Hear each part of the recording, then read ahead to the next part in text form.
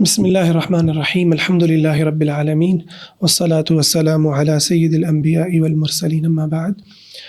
آج کا ہمارا جو ٹاپک ہے وہ یہ ہے کہ شکوہ کرنا تعلق کی بنیاد ہے۔ اس چیز کو ہم پہلے اس ٹاپک عنوان کو تھوڑا سمجھتے ہیں۔ ہم اپنے پیاروں سے، اپنے بڑوں سے جو محبت کا ایک تعلق رکھتے ہیں، ادب احترام کا ایک تعلق رکھتے ہیں، اس کے اندر ہمارے کلچر میں خاص طور پر شکوہ کرنے کی، رد عمل دینے کی، اپنے جذبات کا اظہار کرنے کی، اپنی ناپسندیدگی کسی ٹاپک میں، کسی موضوع پر، کسی چیز میں اس کا اظہار کرنے کو مناسب نہیں سمجھا جاتا، بلکہ اس کو دبایا جاتا ہے۔ اس کے نتیجے میں جو تعلق ہے وہ سمجھا جاتا ہے کہ تعلق بہت باادب ہوتا ہے۔ تو ہم اس کو دیکھتے ہیں کہ سیرت النبی صلی اللہ علیہ وسلم اور قرآن مجید کی جو تعلیمات ہیں، اس کی روشنی میں یہ جو رویہ ہے، یہ جو سوچ ہے، یہ کس قدر حقیقت پر مبنی ہے۔ تو آپ دیکھیں کہ اللہ رب العزت نے بطور انسان تمام انسانوں کو برابر قرار دیا ہے، سوائے تقوی کی جو فرق ہے، ایمان کا جو فرق ہے، اس کی بنیاد پر۔ تم سب کے سب آدم کی اولاد ہو، آدم مٹی سے پیدا ہوئے، اور تم میں کوئی فرق نہیں ہے، اور نہ عربی اجمی پر اس کی کوئی فضیلت ہے، نہ گورے کو کالے پر کوئی فضیلت ہے، الا بالتقوی، سوائے تقوی کے۔ قرآن مجید اس اصول کو بار بار قرآن مجید اور احادیث نبویہ بیان کرتی ہیں، اور آپ صلی اللہ علیہ وسلم کی تعلیمات کے اندر بھی یہ بات آتی ہے۔ اپنے بزرگوں اور اپنے بڑوں، اپنے پیاروں، ان کا یہ ضرور کہا گیا ہے کہ آپ ادب کریں۔ جو اپنے بڑوں کے ساتھ ادب اور عزت احترام نہیں کرتا اور اپنے چھوٹوں پر رحم نہیں کرتا، وہ ہم میں سے نہیں ہے۔ لیکن یہ کہیں پر بھی نہیں تعلیم دی گئی کہ بڑا غلطی کرے یا زیادتی کرے یا کسی تکلیف دہ کام کو مسلط کرے تو آپ اس کے اوپر اظہار نہیں کر سکتے، اس تکلیف کو دور کرنے کی کوشش نہیں کر سکتے، انہیں آپ روک نہیں سکتے۔ بلکہ جو احادیث ہیں تمام کی تمام، اور قرآن مجید جو اصول بیان کرتا ہے وہ یہی ہے کہ تکلیف کو اسلام شریعت دور کرنے کے لیے آئی ہے۔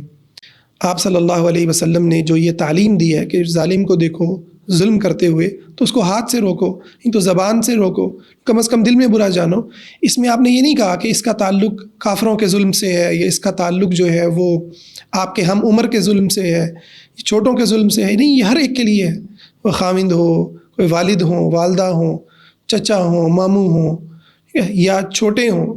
اب تو ایک اور بھی وہ ریئیکشن کے اندر ایک نئی وہ چیز بھی پیدا ہو رہی ہے کہ چھوٹوں کی زیادتی کو بھی بالکل اگنور کیا جاتا ہے۔ چھوٹے ہیں یار، کوئی بات نہیں، چھوٹی بہن نے ایسے کہہ دیا، چھوٹے بھائی نے ایسے کر دیا، یا بچوں کی، تو یہ بھی یعنی یہ جو ظلم ہے اور جو زیادتی ہے، اسلام اس کی کسی بھی کہیں سے بھی یہ آ رہا ہو، اس کا سورس کیا ہے، اس کو اسلام ڈسکس نہیں کرتا، بلکہ اسلام کہتا ہے کہ آپ اس کو اچھے انداز میں، احسن انداز میں اس کو روک دیں۔ ہاں، البتہ اس عمل میں آپ ادب کو، احترام کو ملحوظ خاطر رکھیں۔ اس کی ہمیں احادیث نبویہ میں، سیرت میں بہت ساری مثالیں بھی مل جائیں گی، جیسا کہ بچیوں کا جا کر نبی کریم صلی اللہ علیہ وسلم کو شکایت کرنا، ہمارے والد ہماری مرضی کے خلاف شادی کر رہے ہیں، ہمیں یہ قبول نہیں ہے، اور آپ صلی اللہ علیہ وسلم کا ان کی شکایت کو قبول کر لینا اور انہیں ان کے نکاح کو ختم کر دینا۔ تو اس کے اوپر آپ دیکھیں کہ ایک پوری مینٹیلٹی ڈیولپ ہوتی ہے۔ یہ ایک ایسا واقعہ نہیں ہے، اور ایک واقعہ نہیں ہے، ایسے بے شمار آپ کو واقعات ملیں گے جہاں پر بیویاں خامندوں کی شکایت کر رہی ہیں، بعض جگہوں پر خامند بیوی کی شکایت کر رہے ہیں، اور ایک دوسرے کے ساتھ بھی اسی طرح کا معاملہ ہے۔ اچھا، اس سب کی جو وجہ ہے وہ یہ ہے کہ یہ سب کے سب اپنے آپ کو اسلامی تہذیب کے جو افراد ہوتے ہیں، مسلم اور اسلامک سویلائزیشن کے جو ممبرز ہوتے ہیں، وہ اپنے آپ کو اللہ کا غلام سمجھتے ہیں، اللہ کا عبد سمجھتے ہیں، اللہ کا بندہ سمجھتے ہیں، اور وہ سمجھتے ہیں کہ گناہ جو ہے، غلطی جو ہے، وہ ظلم جو ہے وہ کسی سے بھی ہو سکتا ہے، اور ظلم ایک ایسی چیز ہے کہ جس کی آخرت کے اندر باز پرس ہونی ہے، جس کے آخرت کے اندر برے نتائج نکلنے ہیں، جس کے آخرت میں، قبر میں، حشر میں، الظلم من ظلمات الآخرہ، یہ آخرت کے اندھیروں میں سے ایک اندھیرا ہے، دنیا کا ظلم۔ تو وہ ایک مسلمان جو ہے اپنے آپ کو اس مینٹیلٹی کے اندر رکھتا ہے، اس فیز کے اندر رکھتا ہے کہ میری عمر 70 سال ہے یا 80 سال ہے، یا میری عمر 20 سال ہے، یا میری جینڈر جو ہے میل ہے یا فیمیل ہے، یا میں مطلب ہے ریچ ہوں یا میں پور ہوں، یا بلیک ہوں یا وائٹ ہوں، ٹھیک ہے، نیشنلٹی میرے پاس پاکستان کی ہے یا USA کی ہے یا سعودی عربیہ کی ہے۔ تو یہ ساری کی ساری چیزیں میٹر نہیں کرتی، ہم سب خدا کے بندے ہیں، اور اس چیز کا اظہار اللہ تعالیٰ ہمیں اپنی ہر عبادات کے اندر کرواتا ہے۔ آپ دیکھیں نماز کے اندر باپ بھی کھڑا ہے، بیٹا بھی کھڑا ہے، ایک ہی صف میں کھڑے۔ کہیں پر ایسا اسلام میں تعلیم نہیں دی گئی کہ بیٹا باپ کے ساتھ کھڑا نہیں ہو سکتا، بھائی بیٹا باپ کے ساتھ کھڑا ہوگا، ٹھیک ہے۔ اور جس مسجد کے اندر آدمی نماز پڑھ رہے ہیں، اسی کی پچھلی صفوں میں عورتیں بھی نماز پڑھ رہی ہیں۔ اسلام یہ جو آپ کو بتاتا ہے نا اپنی عبادات کے ذریعے، کہ آپ حج کرنے گئے ہیں، عمرے پر گئے ہیں، سب نے ایک لباس پہنے ہیں، ٹھیک ہے، اور کہیں پر ایسی تعلیم نہیں دی گئی کہ بھئی باپ کا الگ رنگ کی چادر ہوگی، بیٹے کی الگ رنگ کی چادر ہوگی، باپ نے اس طریقے سے، بڑی عمر کے لوگوں نے اس طرح سے ریئیکٹ کرنا ہے، بچوں نے اس طرح کی عبادات کرنی ہے۔ یہ سب اسی لیے کہ تم سب کے سب اللہ کے بندے ہو، اور اللہ تعالیٰ ان سب کو ایک ہی جو ہے حکم سے مخاطب کرتے ہیں قرآن مجید کے اندر، یا ایھا الذین آمنوا، اے لوگو جو ایمان لائے ہو، والعصر ان الانسان لفی خسر الا الذین آمنوا وعملوا الصالحات۔ تو اللہ تعالیٰ کا جو خطاب ہے وہ بھی ایک ہی لیول کے اوپر ہے۔ تو اچھا، ہمارے یہ جو یہاں کا بر صغیر کا کلچر ہے، یہاں پر ایشو یہ ہے کہ یہ کلچر جس بیک گراؤنڈ سے آ رہا ہے، جس ماضی کے ساتھ آ رہا ہے، جس پاسٹ سے جڑا ہوا ہے، کنیکٹڈ ہے، وہ ہے انسانوں کی بندگی کا۔ وہ کہیں پر خاوند کی پوجا ہو رہی ہے، وہ مر رہا ہے تو ساتھ بیوی کو بھی جلایا جا رہا ہے، ستی اسے رسم کہا جاتا ہے۔ اسی طرح سے بڑوں کی یہاں پراپر ایک جو ہے نا حاکمیت، ایک خدائی وہ قائم کی گئی ہے اس خطے کے اندر۔ اور کیونکہ یہ اللہ کی عبادت تو نہیں کرتے تھے، یہاں پر بتوں کی پوجا ہوتی تھی، تو جو بتوں کی پوجا کرتا ہے، بلکہ یوں کہہ لیا جائے جو اللہ کی عبادت نہیں کرتا یا اللہ کے ساتھ کسی کو شریک ٹھہراتا ہے، تو ایسا شخص اور اس کی جو سویلائزیشن ہوگی، اس کی جو مینٹیلٹی ہوگی، اس کی جو سائیکالوجی ہوگی، وہ یقیناً کبھی بھی عزت اور وقار کے اوپر کھڑی نہیں ہوگی، کیونکہ وہ خود بھی ذلت کے اندر ہے، اور وہ اس کے جو نیچے چل رہے ہیں وہ بھی ذلت کے اندر ہے۔ آپ یہ دیکھ لیں، ویسے یہ جو جاب کرنے والا پورا ایک ہمارا عمل پایا جاتا ہے، میں کوئی فتویٰ یا حکم نہیں لگا رہا، لیکن ایک مینٹیلٹی کی بات کر رہا ہوں۔ ایک میرا تجربہ بھی ہوا، میری جاب ختم ہو گئی، گورنمنٹ جاب تھی میری، تو ایز اے عربک ٹیچر، تو میں اپنے جو ہمارے CEO تھے، میں ان کے پاس گیا ایجوکیشن کے۔ تو اب جو CEO جو تھا، اس کو غالباً CEO ہی کہتے ہیں، اس نے نا میرے اوپر چڑھائی، مطلب میرے سامنے کسی ٹیچر کے اوپر، وہ بزرگ تھے کافی، میں وہاں بیٹھا ہوا ہوں، تو اس کے اوپر انہوں نے چڑھائی کی بھی ہو، ان کو کمپلین لے کر آئے ہوئے تھے۔ اب ایج میں بھی وہ چھوٹا ہے، وہ جو CEO صاحب ہیں وہاں پر، اور جو ٹیچر ہیں وہ بڑے ہیں، ان کے اوپر وہ چڑھائی کر رہا ہے، بدتمیزی کر رہا ہے۔ اچھا، تھوڑی دیر گزری، اس کو نا اس کے آفیسر کا فون آیا، اور میں دیکھ کے حیران ہو گیا کہ وہی CEO جو ہے نا وہ کھڑا ہو گیا، مطلب نا سر۔ تو یہ پوری مینٹیلٹی ہے بیسیکلی جو ویسٹ نے، خاص کر کے برٹش جو امپائر تھی، اس نے یہاں پر جو ہے یہاں کی جو سائیکالوجی تھی اس کے ساتھ اس نے بڑا خوب فائدہ اٹھایا، اور صحیح معنوں کے اندر ایک ایسا سسٹم ڈیولپ کر کے دیا جس میں ہر بڑا اپنے سے نیچے والے کو دبا رہا ہوتا ہے۔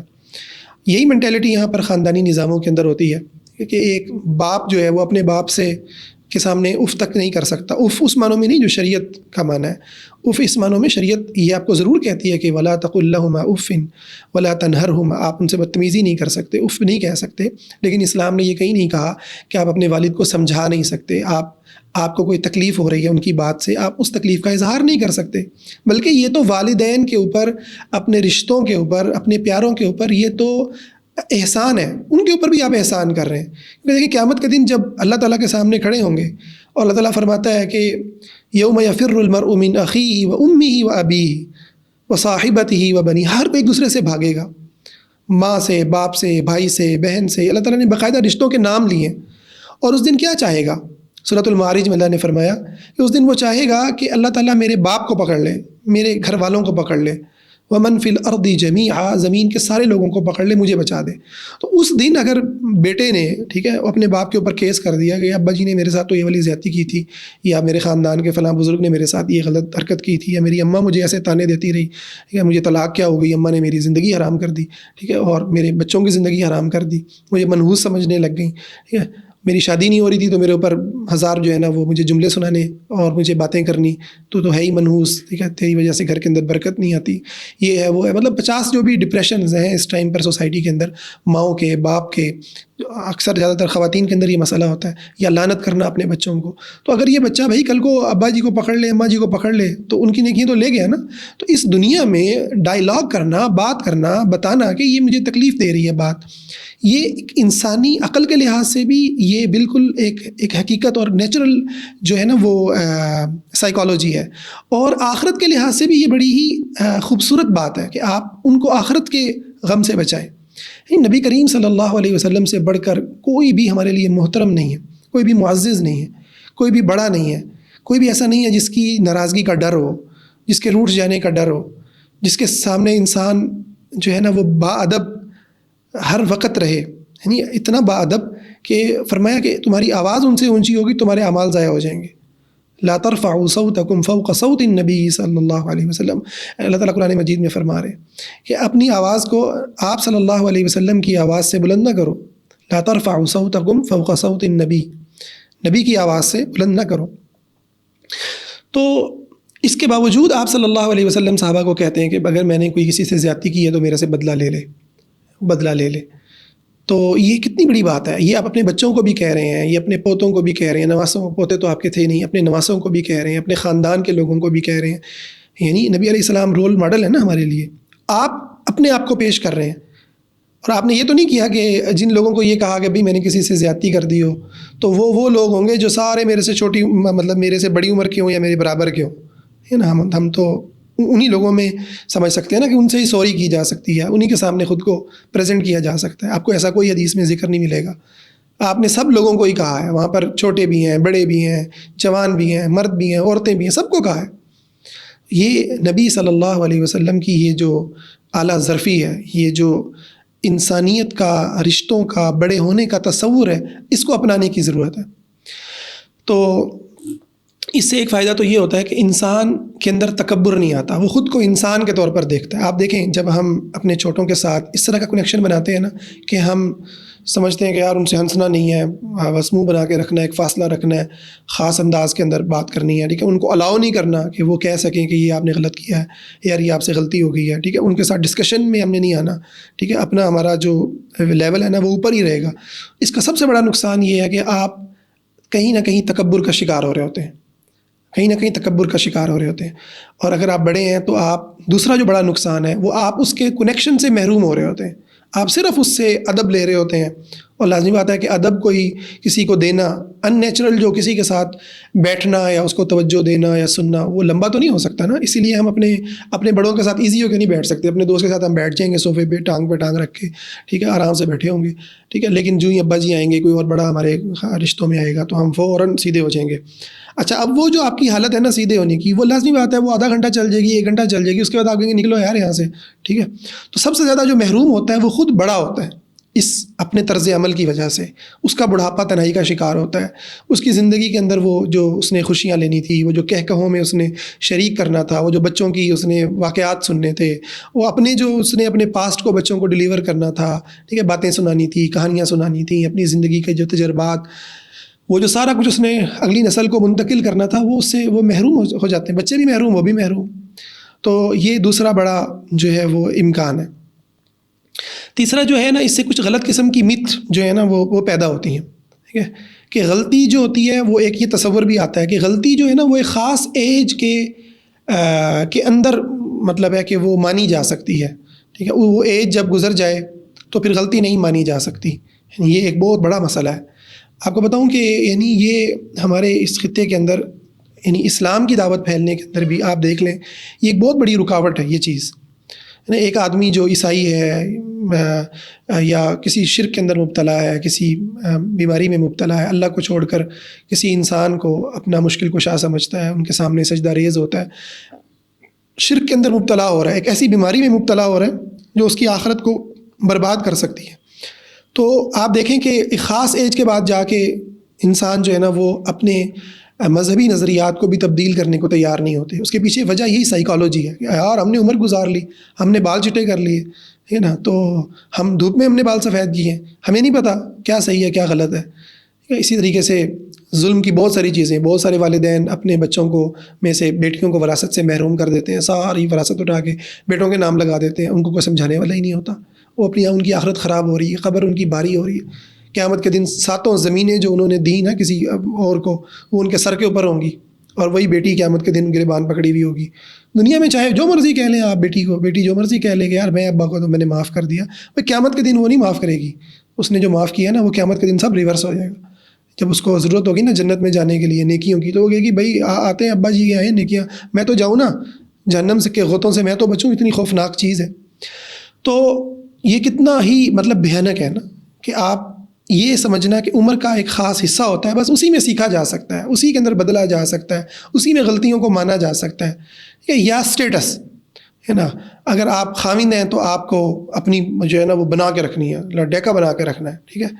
خاوند جو ہوتے ہیں وہ ایسے نہیں ہوتے کہ وہ ہماری سوسائٹی کے اندر وہ اپنی غلطیوں کو مانیں. ایسے تو عورتیں سر پہ چڑھ جائیں گی، عورتیں یہ کریں گی وہ کریں گی. یہ ساری انسیکیورٹیز ہیں، یہ سارے نفسیاتی امراض ہیں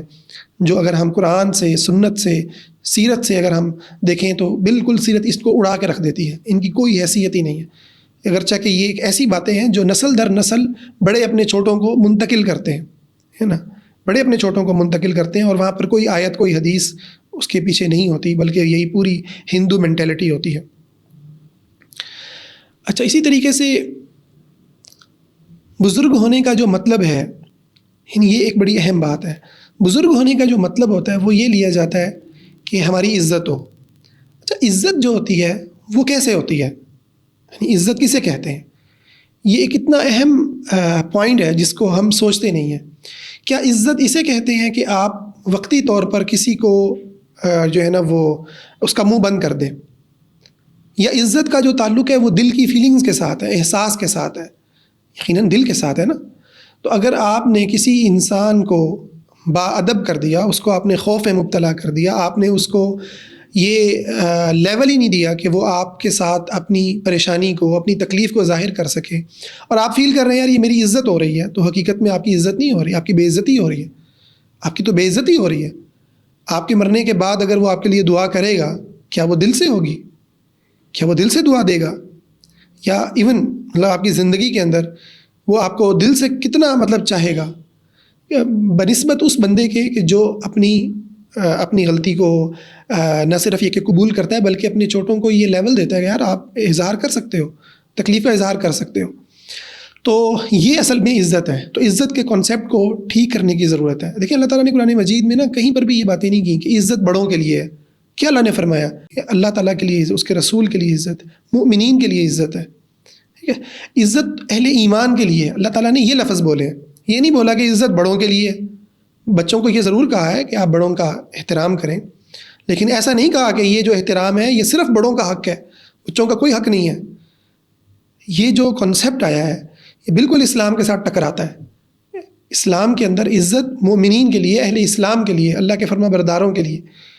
اب نافرمانی جو انسان کرتا ہے اس کی عزت کم ہوتی ہے لازمی طور پر.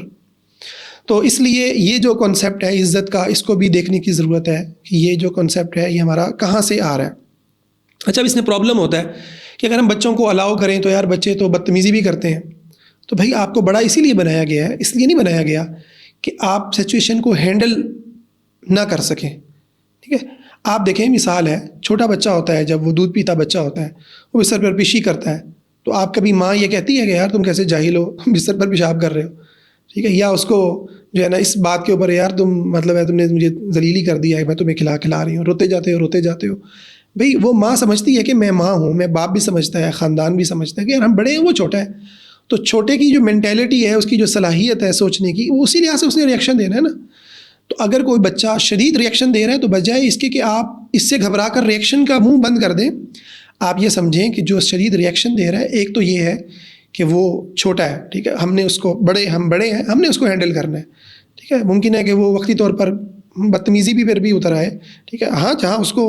تھپڑ کی ضرورت ہے وہاں تھپڑ بھی لگایا جا سکتا ہے، ڈانٹ بھی لگائی جا سکتی ہے، اس میں کوئی حرج کی بات نہیں ہے. آپ ادب سکھانے کے لیے یہ چیزیں کر سکتے ہیں. لیکن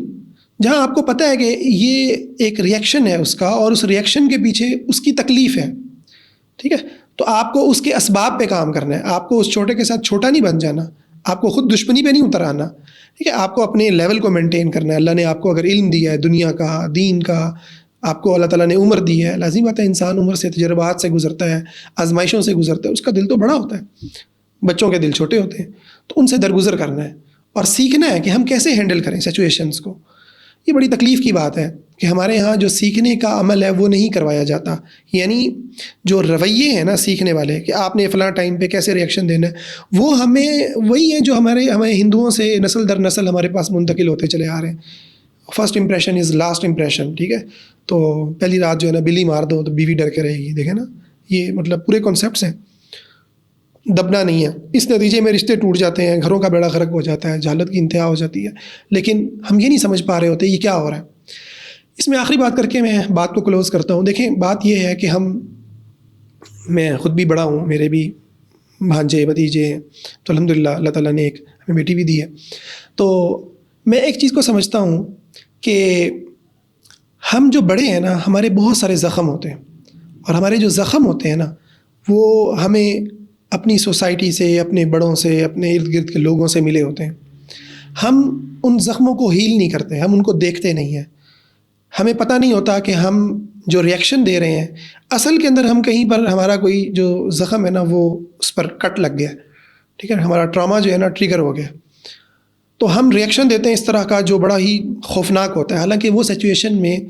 اگر ہم ہیل ہوں، خود ہمارے اپنے زخم جو ہے نا وہ بھرے ہوئے ہوں، تو ہم کبھی بھی ایسا ریئیکشن نہ دیں. مثلاً وہ ماں جو اپنی بچی کو، ٹھیک ہے، وہ سنا رہی ہے، برا بھلا کہہ رہی ہے، ٹھیک ہے، اس کو بوجھ قرار دے رہی ہے، یا اس کو کوئی بھی اس قسم کی باتیں کر رہی ہے، یا رشتہ نہ ہونے کے اوپر خود اتنا زیادہ ڈپریس ہے کہ وہ گھر کے اندر اپنے گھر کو ہی اس نے جہنم بنا دیا ہے. تو حقیقت کے اندر وہ اس کے اپنے زخم ہیں، جو وہ اس کی وہی آوازیں ہیں جو اس کو ماضی کے اندر ملی تھیں. وہ وہی ساری سچویشن ہے جس کو اس نے فیس کیا تھا، اب وہ اگلی نسل کو دے رہی ہے. اس کو ذرا آسان انداز میں آپ سمجھیں. آپ دیکھیں بہت سارے جو ٹیچرز اپنے بچوں کو مارتے ہیں ڈنڈوں سے، اگر آپ جا کے ان سے پوچھیں گے تو وہ آپ کو یہی اسٹوری سنائیں گے کہ یار ہمارے ٹیچرز نے ہمیں مارا، اب ہم آگے مار رہے ہیں. ٹھیک ہے، تو یہ جو سلسلہ ہے ہمیں اپنے پیٹرنز کو سیرت کے اوپر دیکھنا ہے کہ ہمارا یہ جو سلسلہ ہے یہ سیرت کے مطابق ہے یا سیرت کے خلاف ہے، قرآن و سنت کی تعلیمات کے مطابق ہے، قرآن و سنت کے خلاف ہے. تو ہمارا یہ خلاصہ یہ ہے کہ شکوہ کرنا جو ہے وہ تعلق کی بنیاد ہوتا ہے. جب ہم شکوہ کرتے ہیں، جب ہم شکایت کرتے ہیں، جب ہم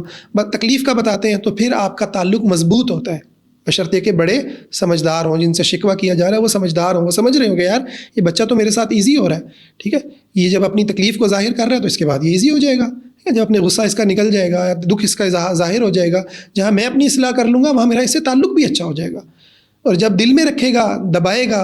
نفرت کو دل میں پالے گا، غصے کو دل میں پالے گا، تو تعلق مر جائے گا. تو اپنے تعلقات کو مرنے سے بچانے کے لیے بہت ضروری ہے کہ ہم یہ اسپیس دیں، یہ کانفیڈنس دیں، خود کو بھی اور اپنے بچوں کو بھی. جزاکم اللہ خیر.